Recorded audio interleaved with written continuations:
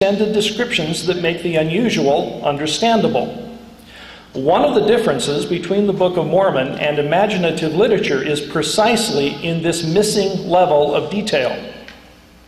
It claims to be a representative of the unusual, but it rarely explains why or how it is unusual. The historical question is whether this lack of explanation is because there are no unusual features, or because the text was written in a time and place when they were not unusual and therefore did not need explanation.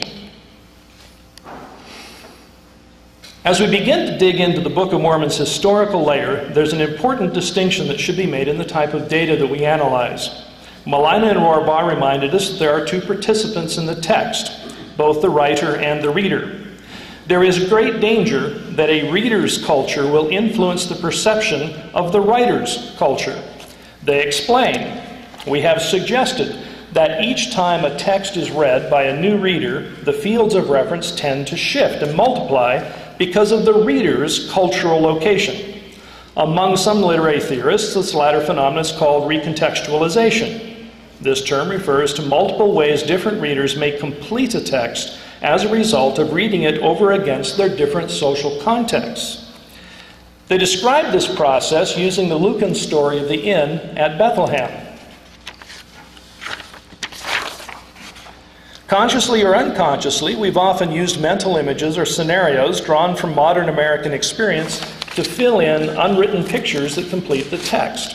Thus, when Luke tells us that the family of Jesus could find no room at the inn in Bethlehem, it is not difficult for most Americans to construct the scene. We do it from our modern experience of overbooked hotels or motels in crowded locations.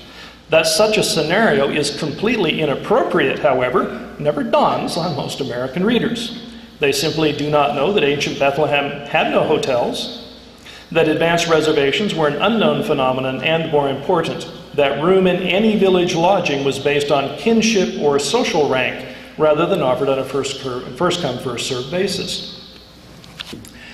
The result is that meanings realized in reading text inevitably derive from a social system. Reading is always a social act. If both the reader and the writer share the same social system and the same experience, adequate communication is highly probable. But if either reader or writer comes from a different social system, then, as a rule, non-understanding, or at best misunderstanding, will be the result. The problem of misunderstanding based on the reader's culture is immediately applicable to the question of the historicity of the Book of Mormon. The text does not explicitly declare its geographic location, and so the reader must supply some external understanding in order to locate the action in time and place. With no other available context, the original response to the Book of Mormon was built from a reader's environment. Books such as Ethan Smith's View of the Hebrews and Josiah Priest's American Antiquities were influential in their own right, but probably represented a codification and expansion of popular opinion that formed part of the information environment of the early saints. Not surprisingly, those saints read the Book of Mormon against that background. It has proven overwhelmingly tempting for some to assume that this reader's context necessarily informed the writer's production culture. We must be careful to examine the writer's production culture, not the reader's. Fortunately, scholarship both in and outside the church has developed to the point where we no longer need supply a nebulous 19th century understanding to our reading of the Book of Mormon. The current best Latter-day Saints scholarship suggests that the Book of Mormon took place in a limited area of the region known as Mesoamerica. The explosion of secular scholarship concerning Mesoamerican cultures in the last 50 years has created a newly available historical picture. The Book of Mormon may now be compared to two different and reasonably well-known production cultures, the American Northeast of the 19th century and Mesoamerica from the times claimed by the Book of Mormon. Apart from the obvious 19th century elements of language and imitative style, other features strongly suggest the 19th century Northeast was their production culture. Mark Thomas discusses the similarity of certain phrases in the Book of Mormon to the evangelical vocabulary recorded in documents contemporary to Joseph Smith. In addition to the biblical phrases, evangelicals had their own conventional phrases or formulas for describing conversion. redeeming love, to taste redeeming love, to hear the shouts of redeeming love, and to sing the song of redeeming love, a phrase that also appears in the Book of Mormon, Alma 5 and 26. Both the specificity of the phrase and the theological context in which it appears locate this phrase in Joseph Smith's cultural background. Although not proof, it is strong evidence suggesting that the phrase, to sing the song of redeeming love, as found in Alma 5 and 26, comes from a 19th century production culture. If our English text were claimed to be an original ancient document, the presence of this phrase and others like it, which may be localized in both time and space to Joseph Smith's era, would be strong evidence that the production culture of the entire work was modern, not ancient.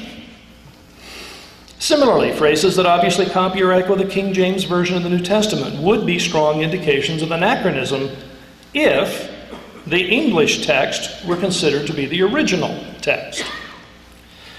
Such anachronisms of vocabulary, however, may be indictments of the translation and not necessarily of the underlying text.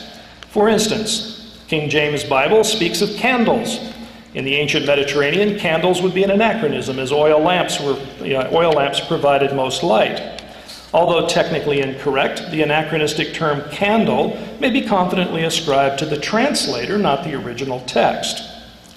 The textual road itself was laid down much earlier. It is the translation road that was laid down at a later time and reflects concepts appropriate to the time of the translation rather than the time of the original. Of course, the Book of Mormon presents a problem because we do not have the original text in the original language. We do not have the ability to consult the original language to confidently separate vocabulary issues into text or translation. Nevertheless, because it claims to be a translation, we must treat the English text as a translation, not the original. When we find phrases or vocabulary that reflect a 19th century production culture, we cannot tell immediately whether they are artifacts of the underlying text or of the translation. William Clements, a professor in the Department of English, Philosophy, and Languages at Arkansas State University, points out this very problem in a 19th century translation of the Native American document. Rufus Sage translated a Brulé narrative into English in 1846.